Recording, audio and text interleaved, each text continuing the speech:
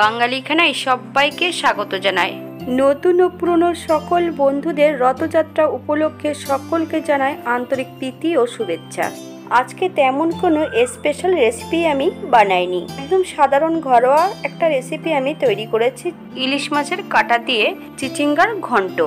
এই রান্নাটা আপনারা অনেকেই জানেন, তবে আমার বাড়িতে কিভাবে চিচিঙ্গার ঘন্ট রান্না করা হলো ইলিশ মাছের কাঁটা দিয়ে, চলুন সেটা একবার দেখে নেওয়া যাক ভিডিওর মাধ্যমে। আজকে রান্না করব চিচিঙ্গা দিয়ে ইলিশ মাছের কাঁটা দিয়ে ঘন্ট। চিচিঙ্গার খোসাগুলো পরিষ্কার করে নিয়ে বেশ সরু সরু করে কেটে নিতে হবে। আমি এখানে চিচিঙ্গাগুলো সরু সরু করে কেটে নিয়েছি, কেটে ধুয়ে রেখেছি। তবে আপনারা আপনাদের পছন্দ মতন চিচিঙ্গাগুলো কেটে নিতে পারেন। আজকে চিচিঙ্গা কাটাটা আমি দেখাইনি, অন্য একদিন আপনাদের চিচিঙ্গা কাটাটা দেখিয়ে দেব কিভাবে চিচিঙ্গা কাটতে হয়। একটা কড়াইতে বেশ কিছুটা সর্ষের তেল অ্যাড করেছি, আপনারা এটা সাদা তেলেও রান্নাটা করে নিতে পারেন। ফোড়নে রেখেছি 5 ফোড়ন, একটা শুকনো লঙ্কা। ফোড়ন থেকে সুগন্ধ বেরোলে 1/2 চামচ নুন আর 1/2 চামচ হলুদ গুঁড়ো অ্যাড করব। এই পর্যায়ে ইলিশ মাছের কাঁটাগুলো আমি অ্যাড করে দেব।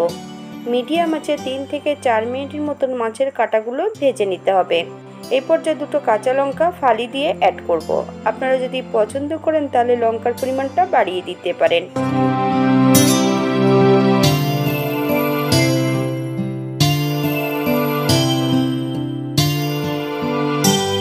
এই পর্যায়ে সম্পূর্ণ কেটে রাখা চিচিঙ্গাগুলো অ্যাড করতে হবে। 2 থেকে 3 মিনিটের মতন মিডিয়াম আঁচে বেশ ভালো করে নেড়ে নেব। যারা আমাকে সাপোর্ট দিয়ে যাচ্ছেন আর যাদের সাপোর্টের প্রয়োজন আছে তারা কমেন্ট বক্সে অবশ্যই লিখে যাবেন, আমি প্রত্যেককে খুঁজে তাদের পাশে আমি অবশ্যই দাঁড়াবো। 5 থেকে 7 মিনিটের জন্য মিডিয়াম আঁচে ঢাকা দিয়ে রেখে দেবো, যাতে চিচিঙ্গাগুলো সেদ্ধ হয়ে যায়।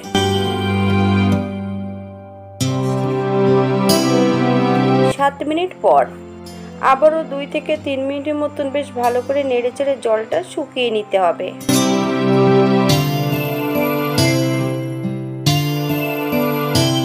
রান্নার এই পর্যায়ে অ্যাড করব 2 চামচ চিনি। আপনারা যদি পছন্দ করেন তাহলে চিনির পরিমাণটা বাড়িয়ে দিতে পারেন।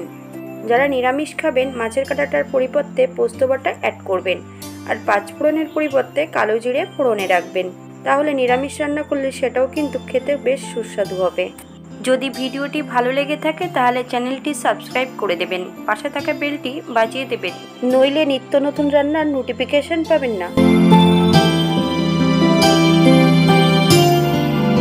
এই পর্যায়ে গ্যাসের ফ্লেমটা অফ করে দিয়ে 5 মিনিটের জন্য স্ট্যান্ডিং টাইম দিতে হবে, তারপর সার্ভ করব।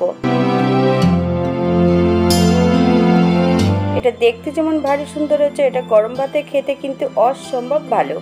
আমি এই রান্নাটিতে পেঁয়াজ রসুন অ্যাড করিনি, আপনারা যদি পছন্দ করেন তাহলে পেঁয়াজ রসুন অ্যাড করতে পারেন।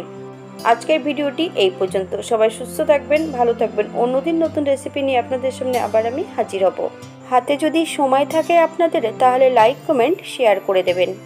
নতুন ও পুরনো সকল বন্ধুদের অসংখ্য ধন্যবাদ ভিডিওটি দেখার জন্য।